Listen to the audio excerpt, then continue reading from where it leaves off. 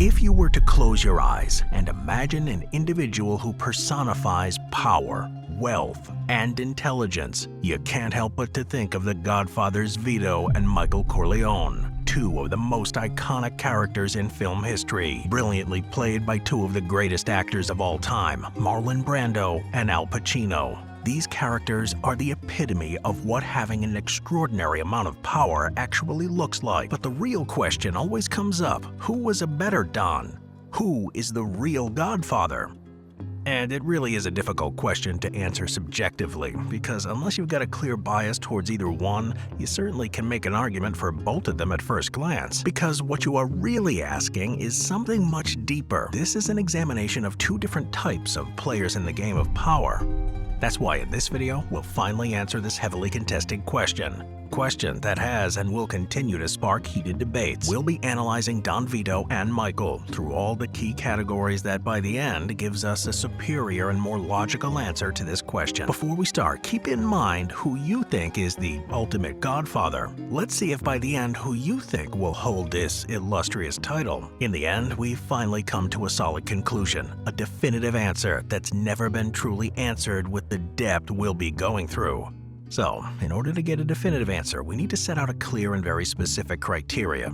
After analyzing countless masters of the game of power, from Alexander the Great to Genghis Khan, all the way to Napoleon Bonaparte, as well as all the philosophers of power, including Niccolo Machiavelli, Sun Tzu, Karl von Clausewitz, and even Balthasar Gracian, just to name a few. Here's all the key categories that both men will be judged upon. We've tailored it to our specific mission to find out who is the true Godfather. We'll also be keeping score over here. Feel free to score them alongside us. One last thing, if you're not already subscribed, I have to ask, what are you waiting for? Don't be afraido, and make sure you're part of the culture mafia. Intelligence. A formidable strength both men had was possessing a strong sense of acumen, wit, and just overall intelligence in all aspects of the word. Vito had the edge in being street smart, going through living a very extreme life, whereas Michael had to learn from the lessons he took away from Vito, as well as pretty much learning on the job. But at the same time, Michael was a World War II veteran and highly educated. He possessed an innate ability to always be thinking 10 moves ahead, making him just as menacing as his father. Michael went from a college student to a decorated soldier to the Don of one of the most powerful families New York had ever seen, all in just a few years. It's simply incredible. He outsmarted all his enemies, setting up various traps, then completely wiping all them out, all within 5 years. He saw the game of power as a merciless chess game, one in which he approached in a coldly calculated and brutishly logical way. Vito possessed a unique ability to read people that was unmatched by anyone of his time. His deep understanding of human nature through his years of living in brutal conditions, encountering all kinds of people and personalities. So there really doesn't seem to be a clear winner in this aspect. Ruthlessness and brutality. An unavoidable part of being a Don is having to show willingness for violence if need be. It's bad for business, but without it, they'll seem weak and therefore easily replaced. In that world, it's sometimes the only option. Therefore, any cruelty has to be executed at once, so that the less it is tasted, the less it offends, while benefits must be dispensed little by little, so that they will be savored all the more. If we were just to go by the films, it would seem that Michael, by far, was a much more brutal and ruthless Don in comparison to Vito, who we only really see taking out Don Fanucci and Don Ciccio, both who, if we're being honest, kind of deserved it. So it's hard to make a case for why Vito was more brutal if we only hear about how ruthless he was. But saying Vito was more peaceful than Michael is not necessarily true, and here's why. Although we meet Vito at the height of power, Vito didn't inherit anything. He was literally given nothing, and so he had to take it, carving up an empire. What wasn't shown in too much detail was how Vito really got to his position. In Part 2, we saw the very early stages of his rise to power, but what we didn't see were all the wars he had to fight, which he was up against much more powerful individuals than himself. In a world as vicious as the one he was a part of, he could not be seen as weak, therefore adapted and balancing his ruthlessness with a touch of justice. Unlike other dons, Vito always attempted to win over someone as an ally, making them an offer they could not refuse. It was a win-win situation where all parties were satisfied. He was known to be reasonable, which made him a great businessman and established his most important asset, his connections. Wherever he went, he had crowds of people, many of them quite powerful, all just wanting to return the favors he had bestowed upon them. But at the same time, if someone refused him or insulted him, they weren't given another chance. It would either be the worst mistake they ever made or their last, which was why he was so feared. As Machiavelli put it, people should either be caressed or crushed. Now, as far as Michael, we're all well aware of his ruthlessness. The imagery of his brutality is etched in all our minds. Michael's rise was a symphony of power and intimidation as he clawed his way to both respect and fear with an iron fist. Michael had to earn every inch of power in order to earn the prestigious mantle of Godfather, clawing his way to earn the respect and fear of others after he became the head of the family. He was perceived as weak, especially in comparison to Don Vito, who had already established himself as a ruthless, powerful Don that can't be trifled with. Whereas Michael was seen as the spoiled son who had no business taking over that position, an inconvenient substitute to the much more feared Santino Corleone. But after the baptism of fire, Michael was now unquestionably known as just as powerful a Don as his father. Therefore, generally both did what was necessary for the family given the circumstances they were in. But this is a category where Michael exceeded his father by a long shot. Michael's level of ruthlessness was at a level where even his own brother was not exempted from his wrath, which is why we'll have to give this one to Michael. If we were to imagine Vito being in the place of Michael, having his only brother betray him, almost costing him his life as well as his wife's, we still can't imagine Vito having his own brother killed. Vito considered family to be sacred, out of bounds, and that's where he put the limit. Eliminating your enemies is simply business as usual for a mob boss, and the whole horsehead stuff, although disturbing and eloquently showcases Vito's capabilities of ruthlessness, does not compare to what Michael did. Vito was ruthless, but he wasn't heartless. Whereas Michael had no limits, it's arguable if it was the smarter thing to do, or even the right move to make from a risk management and strategic point of view. It definitely was the more brutal approach. Leadership. He who wishes to be obeyed must know how to command. Niccolo Machiavelli, the Prince.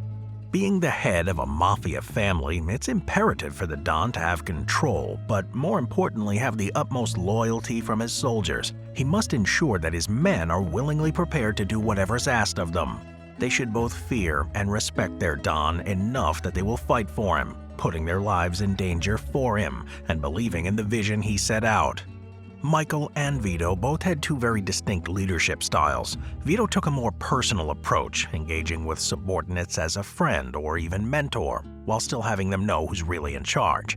But in a way that he made them really believe he would rather have them as a friend than an enemy.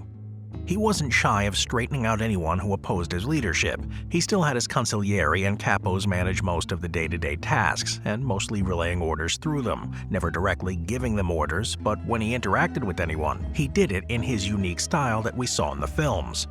He had a somewhat decentralized command structure, having his capos operate almost as independent families, yet keeping a strong sense of unity and brotherhood that was quite rare in that deceitful world.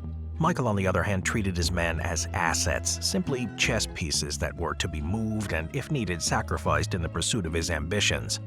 Now, there are quite a few reasons for this, some not really being his fault, like the number of times he was betrayed by those he thought were close to him, turning his heart to stone. He became cold and distant to his underlings and preferred to spend his time in boardrooms with executives than head down to the social clubs. But overall, Michael did not possess that natural charisma his father had, and so it was quite difficult to inspire and earn the everlasting loyalty of all his men. He delegated most of the day-to-day street affairs to his capos, not wanting to have to deal directly with the soldiers, similar to Vito's decentralized structure. But Michael took it to a whole new level. This method does have its strengths. It was indeed a better structure to have when trying to manage an empire across the entire country.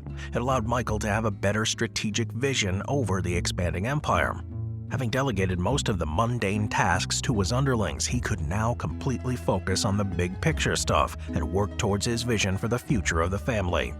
It did create this aura of power and invincibility to Michael, in that he was so far up top that if you're not important enough, you can't even see him, and even if you were important enough, you're probably going to be left waiting in the lobby. So, follow orders accordingly or suffer the consequences was the message Michael was sending. So, the main distinction that can be made between Michael and Vito is that Vito mastered the art of being both feared and loved.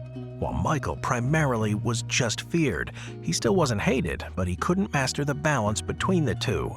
Therefore, Vito wins this category. Machiavellian Mastermind. If there was ever one consigliere you would want on your side in history, one advisor who could guide you as a mafia boss, it would, without a shadow of a doubt, be the infamous niccolò Machiavelli.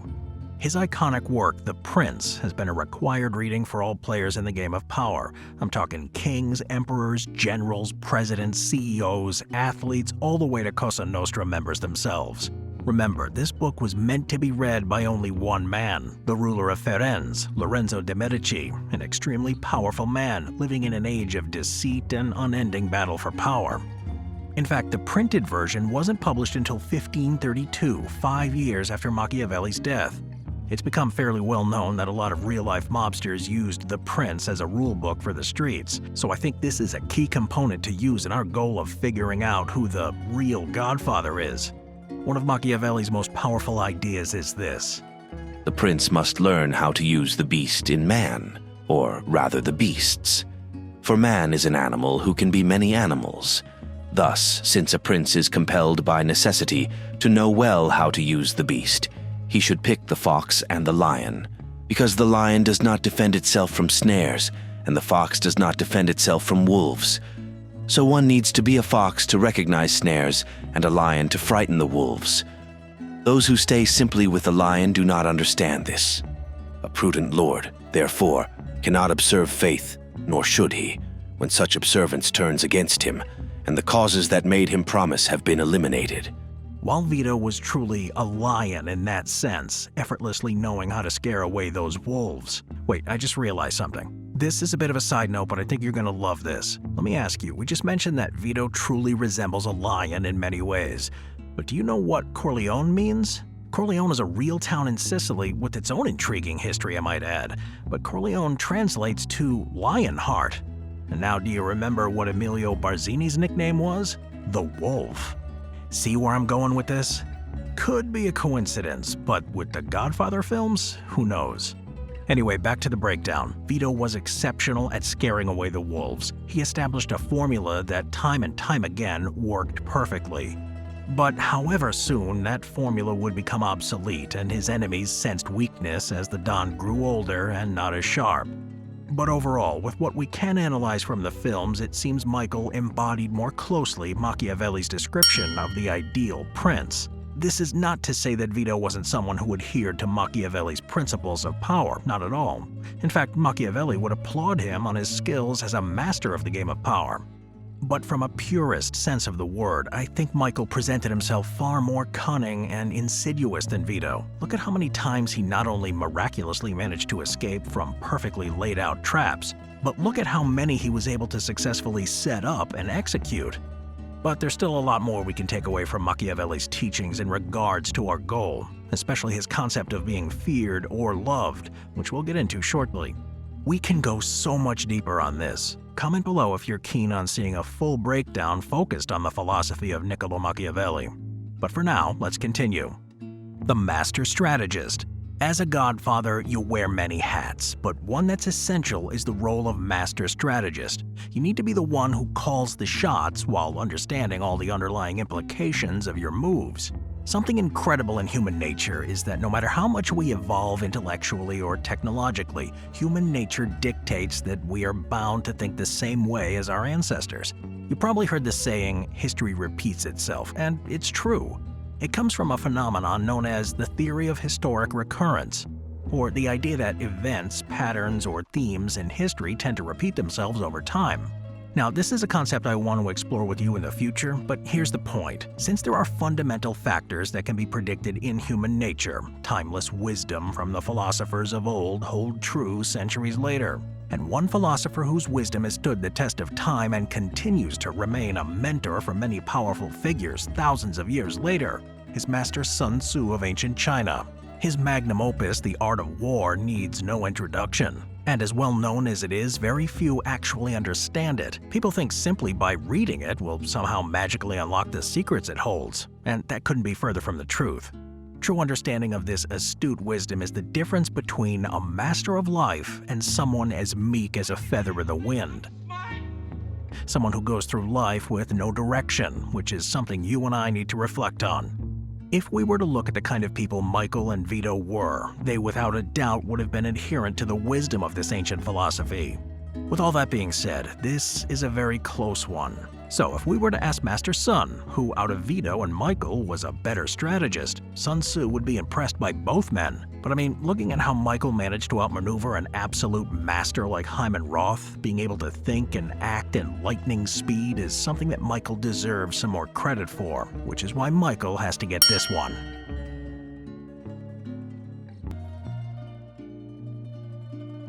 Growing up in the rough streets of New York, more specifically in Hell's Kitchen, Vito gained his experience firsthand. He had to go through so many challenges and difficulties, a strenuously long process which allowed him to become the Don we have now come to know. Vito really didn't have any mentors or anyone guiding him on how to maneuver and survive in this criminal underworld. He dealt with all kinds of people, learning valuable lessons along the way, all which made him really understand how people think and how to force them to do his bidding, all the while glad to do so. Going through all those hardships firsthand, Vito had a better sense of how to deal with people. He finally had formulated a unique ability to cunningly influence people and gain their respect, but reinforcing that respect with swift and decisive action. Vito was old school. He was as straightforward as it can be, taking inspiration from Genghis Khan. I'm gonna make him an offer he can't refuse. It was essentially accept or die, creating an immense aura of power around him that made them fear him. He had mastered the art of pulling the strings of power. Let's look at how things played out. Barzini waited years to strike. When he heard Vito was back, he complied and actually waited until his death before taking any action, even though he knew Vito was weak enough that he wouldn't survive. As for Michael, he really learned almost everything from his father. Vito mentored and guided him after he took over as Don. So Michael didn't have any of these experiences firsthand, rather learnt these important lessons through his father. In addition, he took over an already well-established empire that, thanks to Vito, was already well-respected and feared. But unfortunately for Michael, he had to now live up to the Corleone name that was revered all around the country, as people began to think that Michael was a pushover. So he had to assert himself in the Mafia and let them know that he too was a Corleone that couldn't be trifled with.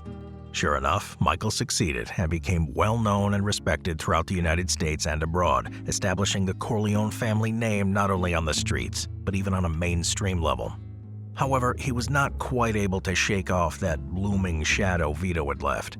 The godfather of the philosophy of the Mafia, Niccolò Machiavelli, when asked when being feared or loved is preferable, he states that ideally, a prince or a leader should be both loved and feared. But this state of affairs is difficult to attain. But if forced to make a choice, it's much better to be feared than loved. This is because men, by nature, are ungrateful, fickle, disassembling, anxious to flee danger, and covetous of gain. In times of remote danger, they are willing to take risks for their prince, but if the danger is real, they turn against their prince. It's easy to break a bond of love when the situation arises, but the fear of punishment is always effective, regardless of the situation. With all that in mind, the clear winner is Vito, mainly because of the difficulties he faced building his name as a man of respect, which was far more challenging, and his name carried so much more weight than Michael. Love. Now, this one might be quite obvious, so let's just break down the reasons behind it.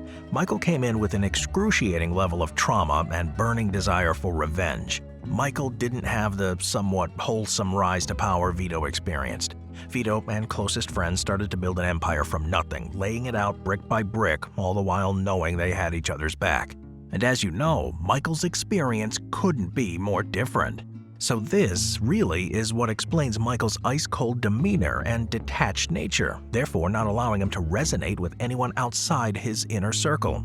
He had a more cynical point of view, and to be fair, after witnessing the amount of betrayal he did, it's quite understandable. Michael saw around him as chess pieces, either an asset or a liability. He understood that as a leader and someone with ambition, he would need to be quite calculated and quite ruthless in making some of his decisions. Making difficult decisions is never easy, and often entails making choices that are extremely uncomfortable, especially when you're the Don of a Mafia family. Any misstep could mean your end. Vito did all this, but still kept that human touch. He didn't isolate himself or hide away from all the action. People constantly felt his presence, which, depending on whose side you were on, could have been a good or bad thing. Machiavelli talks a lot about this idea, although yes, it is better to be feared than loved.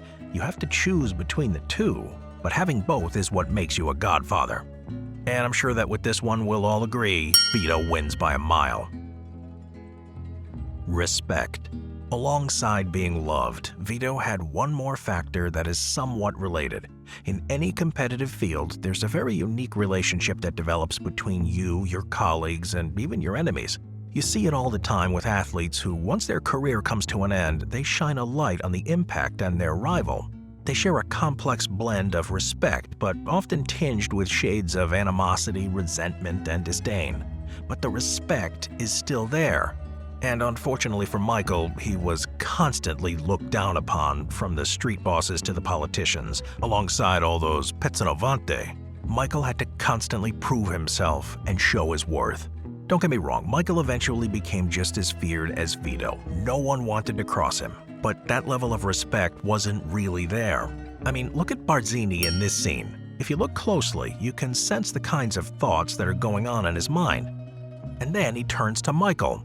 Add to this what we discuss in our breakdown of Law 41 of power. Although Michael's achievements are extraordinary in their own right, there was always this sense of, perhaps a perception of someone who didn't earn his position, a last-minute replacement. His doubters would never shake off those ideas.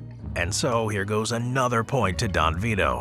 Things are getting really interesting now. Achievements. As a Don, whose reign stands as the one with the more monumental achievement? Well, let's see what they actually achieved. Vito not only started as a destitute young man at the very bottom of society, he was an immigrant to a far and foreign country, barely managing to escape with his life from the danger that loomed back home. But even so, he managed to build a billion-dollar empire and conquer the criminal underworld, all the while having a loving family and achieving this with his close comrades. He was the one who made the name Corleone mean something, establishing a new dynasty from literally nothing. As far as Michael, he had to endure the insurmountable pressure of taking over a crumbling empire and being expected to not only survive but reclaim the family's honor, while anticipating that looming dread of the inevitable war and betrayal that was to come. Which, as we'll get into a bit later, a lot of people don't really understand the magnitude of this momentous undertaking. But now, who wins this category? Well, the chance of building a multi-million-dollar empire with no education, no connections, and a foreign country is nearly impossible. I mean, Charlie Munger said it best. On the other hand, Michael was highly educated and served in the military. He also had the best mentors he could wish for, as well as near limitless resources at his disposal, not to mention the 5 years of one-on-one mentorship with Vito himself. And just on the account of the starting point alone, I think this one is going to have to go to Vito. But now, this next one is the caveat. Who had the more difficult challenge? Both had quite an impossible task, and even though what Vito accomplished is far more impressive, maintaining and even growing the empire was arguably far more difficult. Although we did just break down who had the more exceptional achievements, what we did allude to is that they both had very different challenges. This might be controversial, but I think Michael actually had the more difficult challenge. Think of it like this. Would you rather be able to slowly work your way up to the top, or as an amateur, be catapulted right into the thick of it? I think the answer is quite straightforward. The first option is like throwing an amateur boxer up against Iron Mike Tyson in his prime for your very first fight. And that to be expected not just to survive, but knock him out cold with your very first punch? You can have all the best trainers and support team possible, but like Mike said, everyone has a plan until they get punched in the mouth. So the fact that Michael led this crumbling empire he had inherited not only back on course, but managed to uplift the Corleone empire from a somewhat small yet powerful mafia family, somewhat confined to the streets of New York, to the most powerful organization in the country. Running his vast empire as if it was a Fortune 500 company, entering a whole new level in the game of power. The Corleone family was now part of the upper echelons of American high society. Michael, he was no longer dealing with the local mob bosses or Sicilian chieftains. He was now spending time with a different type of gangster. From politicians, CEOs, bankers, heads of state. You get the picture, making them seem more like the Kennedys than the Capones. So while both had quite an impossible task, and even though what Vito accomplished is far more impressive, maintaining and even growing the empire was arguably a more difficult task to have gone through. But it's not to say Michael fully succeeded. He might have saved the empire, but he had lost his soul. Perhaps a testament to the excruciating price of his accomplishments. Reign. Although Michael was able to get the family to absolutely new heights, making it an almost aristocratic family, comfortably part of the upper class of American high society. But no one was particularly happy, not even Michael. Under Vito, the family was solid. Yeah, they were nowhere as wealthy, yet they were still happy and united. After all, any great leader is remembered by the legacy they left behind. But what also remains a cornerstone of their memory is their time in power. And to be honest, this one seems to be a no-brainer. Although living in an estate like that is great, during Vito's reign they were in that sweet spot, where money was no issue, but they were not living in that extreme aristocratic sort of lifestyle with all that formality. Another point for Don Vito. Vision. As a man with ambition, you need a clear goal, a vision that you want to conquer. Like a map, it helps you choose the best route to your destination. A vision guides your decisions as a leader. It helps you prioritize tasks and allocate resources effectively because you know where you're headed. As the leader, it's your job to set out and inspire those around you with your vision. Ambition is the fuel for success. No one has ever achieved anything great without a burning desire to make their vision a reality. They see the impossible and think how to make it their reality. As godfathers, both Michael and Vito were working towards a similar purpose. In fact, Michael was the torch. He inherited this mission, and then he decided to take it several steps further. From as early as Vito could remember, his only goal was to survive, but as the years went by, his vision slightly changed and expanded. He slowly began to witness the potential he had and what he could actually accomplish. Internally, he swore to never bow down to anyone ever again, and so he set a clear goal for himself. He was going to build an empire where he could live by his own laws, where his children would be in a position to achieve the unthinkable, to actually become the ones who pull the strings. But when it was your time, that you would be the one to hold the strings. Senator Corleone, Governor Corleone. And with a clear end goal in mind, all that was left was working towards it. Building upon what Vito had built, Michael was so high up that he could see all the possibilities out there just waiting for him. While Vito talked about wanting his children to become senators or governors, Michael was positioning himself to take over the most powerful position in the world, the President of the United States, the most powerful empire on the planet. This one is quite subjective, and to be honest, both are equally as ambitious and set out very impressive goals. They were both true visionaries in their own right, but in two separate eras. So this one will have to be a draw. Quickly, before we get into the finale, I want to ask you something. And be honest, let's be real with ourselves here. If you were to take your current skills, knowledge, and so on, what kind of mob boss would you be? Would you be a Don Vito, or are you closer to Michael, or even Sonny? But what I'm even more curious about is seeing which of you are actually Fredos. I can handle things, I'm smart! Not like everybody says! Like dumb, I'm smart, and I want to spin! Let's actually find out. I have something special for you. Check out the description as soon as you can. Good luck! Also, please do me a favor and like the video and subscribe if you haven't. And now back to the Godfathers.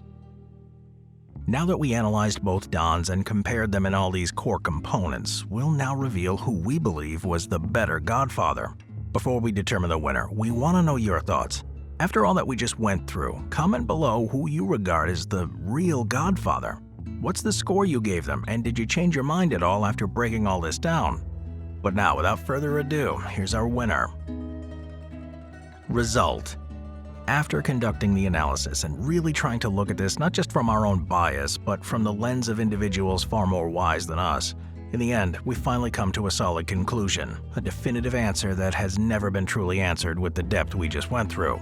This isn't just a little fun. This is an examination of two different types of players in the game of power.